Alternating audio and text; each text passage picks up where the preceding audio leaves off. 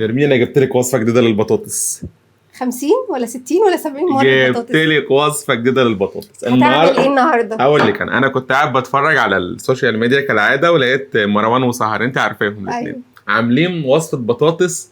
صوت القرمشه شغلني، وبعدين لقيت الطريقه جديده وبعدين سهله. يعني هي فعلا من اسهل الطرق اللي انا شفتها. هم شايفين الفيديو معايا، تعال نجرب ونقول فعلا هل الوصفه دي من احسن وصفات البطاطس اللي انا جربتها ولا لا. شكلها لذيذ، يلا نجرب. بطاطس، لازم بطاطس ونقشر بطاطس طبعا، بس بما ان في تعاون وفي محبه فاحنا الاثنين نقشر بطاطس مع بعض. بص هي مقشره كحيانه، بس الوحيده اللي انا بعرف اقشر بيها بسهوله عشان ننجز، بس كل واحد ياخد بطاطسايه وينطلق في علامه. نرمين بتقشر كده وانا بقشر كده. انا ايدي شوله فانا بستخدم، معلش يعني. وانا يمين، فاحنا ماشيين عكس بعض. خالف تعرف، انت فاهم القصد. عرفتوا ليه انا واقفه جوه؟ عشان انا ما اخبطش فيه وانا شغاله. هو اصلا انا ما بقعدش جنبها، عشان هنا لما بنقعد نفطر حتى مع بعض بشمال في يمين بنضايق بعض. انا عارف القصه دي، بس دي من مساوئ انك تتجوز واحده ايدها شمال او شوله، بلاش ايدها شمال. بس انا عايز اقول لكم على حاجه، يعني دايما بيقول لك ان الناس اللي بتستخدم ايدها الشمال اكثر ذكاء من الناس اللي بتستخدم ايدها اليمين. وحتى لو انتوا تلاحظوا بالكم، يعني محمد صلاح بيستخدم رجله الشمال اكتر من رجله اليمين. هي لحقت تقشر، حتى في تقشير البطاطس اسرع مني، يعني واخده بطاطسايه اكبر مني وبرضه اسرع مني.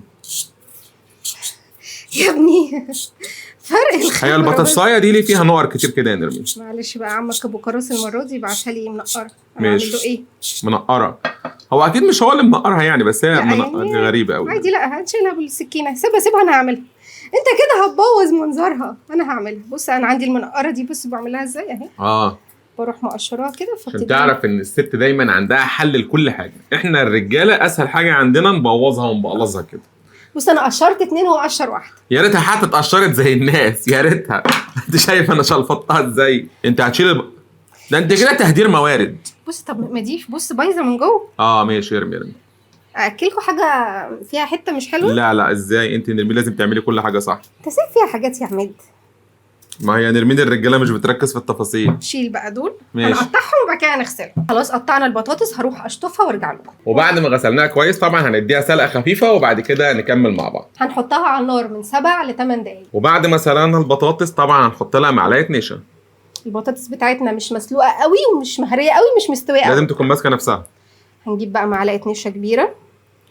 نطط بقى. لا انا بلاش الحركه دي بصراحه، انا بقلق. سلام. برضو يا اخي الست برضو ليها التاتش بتاعها كده، غيرنا احنا كرجاله بنبقى مقلقين من كل حاجه. هو الموضوع سهل قوي كده؟ ممارسه بس. ممارسه، ماشي. وبعد كده سهر جابت صينيه وحطت فيها زيت زيتون. انا هحط زيت عباد عادي، تقدروا تحطوا زيت زيتون، انا بس عايزاها تبقى اقتصاديه اكتر. ايوه زيت الزيتون غالي النهارده. وهنروح نسخن الزيت كويس جدا في الفرن ونرجع لكم. وبعد ما الزيت سخن هنفضي بقى فيه البطاطس ونسمع التش دي. ايوه سامعين؟ التش حلو قوي، خلي بالك. وبعد كده نفرطها بقى في الصينيه ونديها تقليبه بقى في الزيت. احنا هنديها تقليبه تقريبا عشان تتغلف بالزيت، صح؟ بالظبط كده.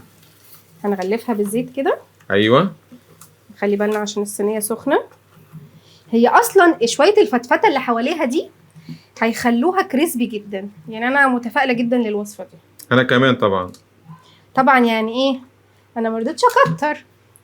لا هم كده مش كتير، يعني المفروض احنا لو هنعمل لينا بطاطس فاحنا نحط كيلو 2 كيلو بطاطس ونجرب، لكن احنا كده مجرد نقنقه، فاهم انت؟ طبعا نقنقه في الاخر. بنجرب الوصفه بس. ورشه ملح حلوه طبعا، على حسب بتحبوا الملح في البطاطس ايه. انا بحبها شويه ملح سيكه كده، اللي بتبقى عامله زي المقرمشات. يا سلام عليك يا ولد. هجرب كده هتملح. نديها تقليبه بقى من الملح ونروح ندخلها الفرن لغايه لما تقرمش وتبقى كريسبي خالص. تقريبا هتاخد لها نص ساعه مثلا. نص ساعه، ساعه الا ربع كده. تخرج من الفرن ونطلع بقى ندوق معاكم. انا متفائل. سامع صوت القرمشه؟ ممكن نفضي في البتاع وندوق بقى. صباح القرمشه، يعني هم جامدين جدا جدا جدا جدا جدا جدا جدا. اخبار الطعم ايه بقى؟ ندوق بقى.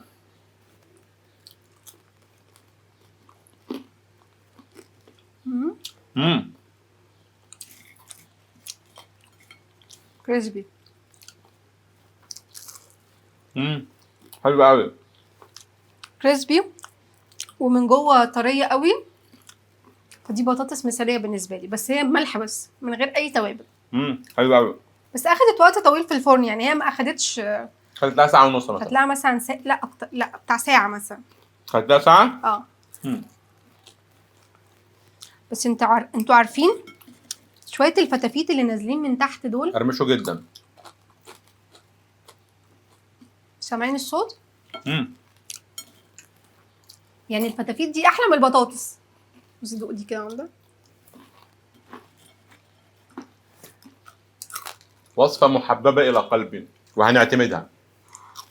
حلوه قوي صراحه. اتمنى فيديو النهارده يكون عجبكم، ولو عجبكم تعملوا اكيد فولو للصفحه وتتابعونا على اليوتيوب باسم عماد ونرمين وتعملوا لنا سبسكرايب. نشوفكم على الف خير. باي باي.